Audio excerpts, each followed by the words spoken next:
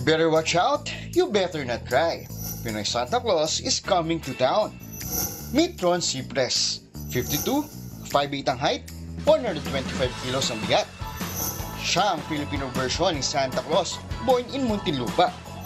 Ang pagiging Santa Claus ko mula noong 2019, nagkaroon ng parang audition sa TV ads, commercial, and then nag-invite ako mag-audition. Hindi ko pa inisip na tungkol sa Santa Claus. Ang inisip ko, isa akong movie talent, isang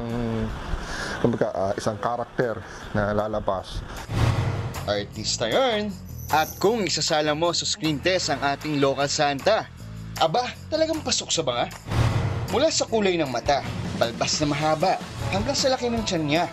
Mas feel mo ang Pasko dahil ka-face nga talaga si Santa. Di talaga nakapagtataka na maging in-demand siya.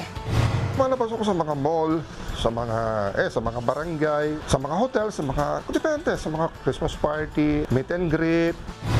Speaking of meet and greet, puntahan ko na nga ang Pinoy Santa na hit na hit. Assistant ni Santa muna ang pick ko for today. Pawisin ang lolo Santa nyo. Ayaw pang magretiro. Mainit. So kailangan talaga, bini-baby si Santa. Parang malaki-laki to.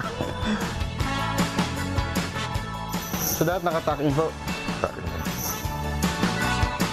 Ito pinapasok po sa loob. Kung kaya naman pala nyo mag-isa, daming pong pinapagawa sa akin. Pero teka, ipakikilala ko muna ang tunay na PA/Mrs. ni Santa, si Ate Candy. Siyempre po, pagmamahal ko sa kanya yan. Gusto ko maasikaso siya sa lahat ng mga ginagawa niya. At bago ko siya ilabas sa kalsada, galaw-galaw muna tayo, Santa. A for effort ang lolo nyo. Suko na siya, oh. Goods na yan, Santa. Pumarada ka na. Bigay dito, bigay doon.